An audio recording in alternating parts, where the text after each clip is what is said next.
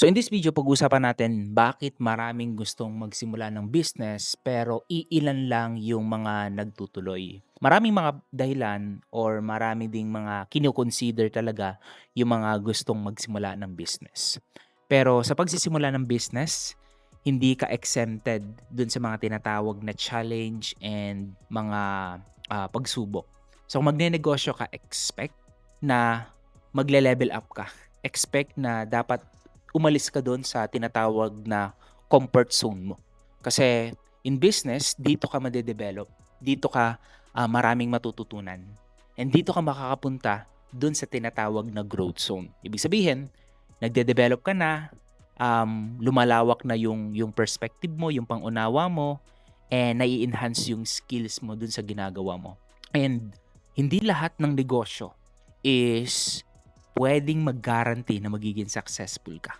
Maraming mga big or kilalang tao sa entrepreneur na talaga namang bago sila nakarating dun sa success na meron sila is dumaan sila sa butas ng karayom. Yan, makita mo sila Steve Jobs, Elon Musk, and kung yun yung international. Pero dito sa Pilipinas, Henry C. By the way, dati nagtitinda lang yan sa bangketa. And kung naalala mo yung story or narinig mo na yung story ni Henry C. One time, nagtitinda siya nakapwesto siya ng mga paninda doon sa gilid ng Mercury Drug. Pinaalis siya, imagine. Di ba? Imaginein mo, yung SM ngayon is dati yung nasa bangketa. Ibig sabihin, in business, no, walang limit yung potential na pwedeng mangyari sa'yo. Basta ang gawin mo lang is, you need to start. And hindi mo kailangan maging sobrang galing, hindi mo kailangan alamin lahat ng dapat mong malaman bago mo simulan ang negosyo. You just need to start and magtiwala ka.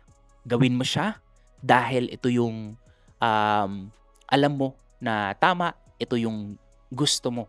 And gusto mo siya dahil alam mo na makakatulong din yung negosyo na sinimulan mo. Iyon dapat yung isipin mo. Yun dapat yung pananaw mo, yun dapat yung perspective mo. And kung naghahanap ka ng business at magsisimula ka ng business, dapat alamin mo yung tinatawag na target market. Kung magsisimula ka ng business tapos hindi mo alam sino yung mga taong isi-serve mo, dapat malinaw sa iyo yun. So sa Henry C. or yung SM, alam niya kung target market niya, 'di ba? From the bangketa, nag-start siya magbenta ng mga sapatos sa Shoe Mart, and then lumaki na ng lumaki yung SM. And ngayon, I believe ang target market na SM is hindi lang masa, kahit may nasa middle class, anumang level ng buhay is target na ni SM. Yun yung mga taong gustong magkaroon ng experience at ma-feel nila na nasa bahay lang sila habang nagsha-shopping at nag-e-enjoy. Yun na yung nagawa ni SM ngayon. And hindi mo kailangang magsimula ng ganun kaagad. Okay? So, sa negosyo, once you understand kung sino yung target market mo, alam mo na dapat ngayon kung paano mo sila i-communicate, paano mo na sila ililid doon sa ino-offer mo. Ibig sabihin, communications is yung mga message na pinopost mo, mga message na pinapublish mo. Importante yon in business.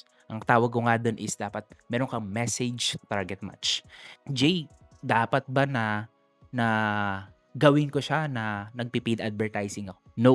You can start and build your business by just doing content, by just publishing yung mga content na alam mong makakapag-attract doon sa mga target audience. Of course, syempre dapat yung offer na i-offer mo sa kanila, yung product is ito yung magli-lead para ma-satisfy sila, ma-solve yung problems nila, and mag-benefit sila dun sa product. Kasi kung hindi naman makakapag-add ng value yung product or yung offer mo, so kahit alam mo yung target market mo, hindi rin nila yun bibilin.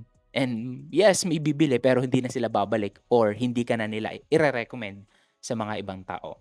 So once you understand your target market, your proper messaging, you need to have a right offer and product para dun sa mga tamang tao na yun.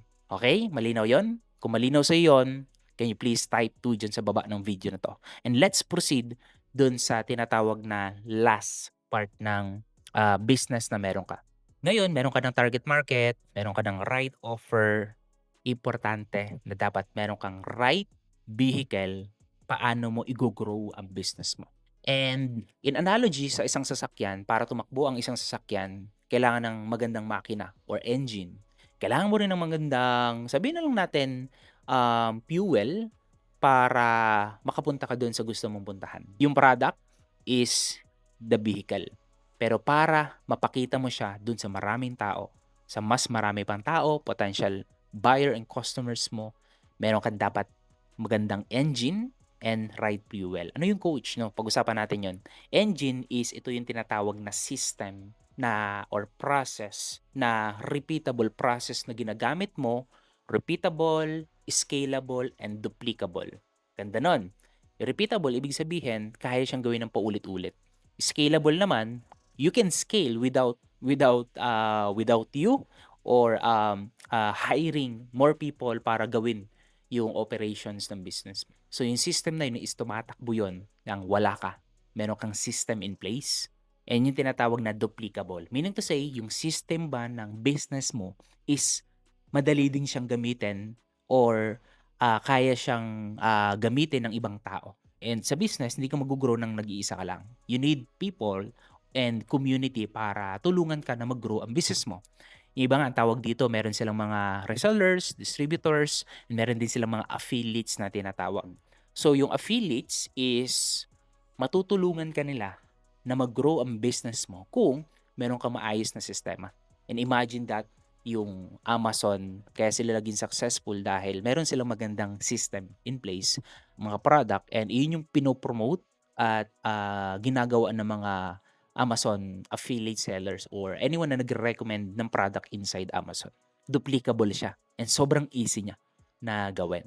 So ulitin ko, importante na dapat meron kang proper engine para makapunta ka doon sa gusto mong puntahan.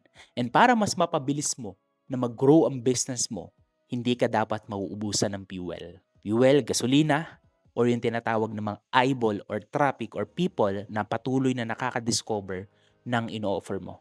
So once you understand na importante lahat to, at importante talaga to, kaya ako sinasabi to sa'yo, right offer, right vehicle, and unlimited people, a potential eyeball na dapat nakakakita ng negosyo mo. So one strategy na pwede mong gawin para makapag-attract ka ng tuloy-tuloy ng mga right people sa business na meron ka is content creations. Do content creations ng tuloy-tuloy. Kasi sa social media ngayon is sobrang available na. For anyone na gustong mag-post is available na siya. Hindi na limit yung dating para makapag-post ka ng short commercial, kailangan mong pumunta sa billboard company or sa mga TV or radio. Social media is anyone can create an account. Lahat ng mga businesses open yan. Gawa ka ng page, gawa ka ng channel mo, and post a consistent content about dun sa ino-offer mo. Hindi lang siya about selling, but also posting yung mga helpful, valuable na makakatulong at makakapag-attract dun sa mga right and potential buyers and customers mo. I hope this video helps you. Kung nakakuha ka ng value dito sa short video na to, please comment down below, value. And kung meron kang questions, how to grow your business or how to start your business, can you please type dyan sa baba ng video na to kung saan mo man to napapanood ng start. And once na mabasa ko yung comment mo na start, isasend ko sa iyo yung pre-guide paano ka magsisimula ng successful online business mo na merong predictable, scalable, and duplicable system and process. Bibigay ko yun sa iyo once you comment start sa ibaba ng video na to. So once again, thank you so much for watching. This is Coach J. Make today a better than yesterday. Keep safe always, and I will see you on the next one.